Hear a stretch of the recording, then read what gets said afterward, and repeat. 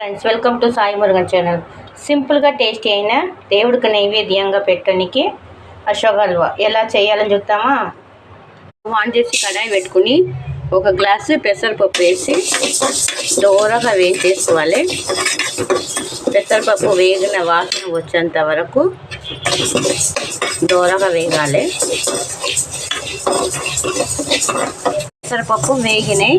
ఇప్పుడు స్టవ్ బంద్ చేసుకుని దీన్ని ఇప్పుడు ఒక గిన్నెకి మార్చి ఒక 3 టైమ్స్ మంచిగా వాష్ చేసి కడిగేసుకోవాలి.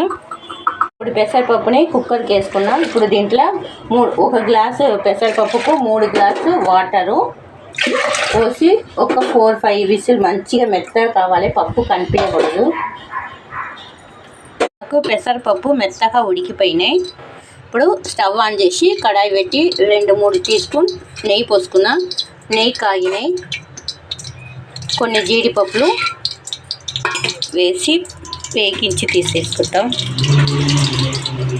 పప్పు అయితే వేగినాయి. ఇప్పుడు ఆ నెయ్యిలోనే 1 టీ స్పూన్ గోధుమ పిండి వేసి దూరగా వాసన వచ్చేంత వరకు కలిపేసుకోవాలి.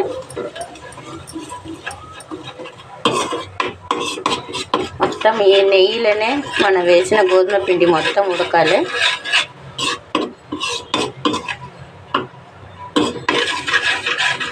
గోధుమ పిండి కలర్ మాగినాయి, వాసన కూడా వస్తున్నాయి. ఇప్పుడు స్టవ్ స్లో చేసుకుని ఇప్పుడు మనకు గోధుమ పిండి పెసరపప్పు మొత్తం ఉడికిపోయినాయి. ఇప్పుడు దీంట్లో 1 గ్లాస్ పెసరపప్పు తీసుకున్నా, 1 గ్లాసు షుగరు. నేనైతే షుగర్ వేసుకున్నా. షుగర్ వద్దంటే బెల్లం కూడా వేసుకోవచ్చు, అది కూడా టేస్ట్ బాగుంటుంది. దీంట్లో 1 పెంచు ఫుడ్ కలర్, 1/2 టీ స్పూన్ ఇలాచి పౌడర్,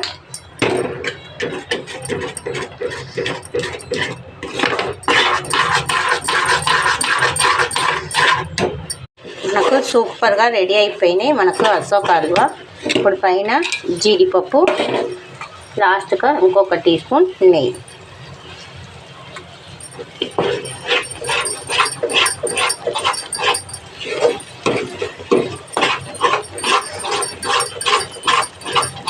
కడాయిల కల్లి ఎట్లా వస్తుంది తిరిగి అంతే. ఇప్పుడు స్టవ్ బంద్ చేసుకుంటే మనకు టేస్టీ అయిన అశోక్ హల్వా రెడీ అవుతుంది.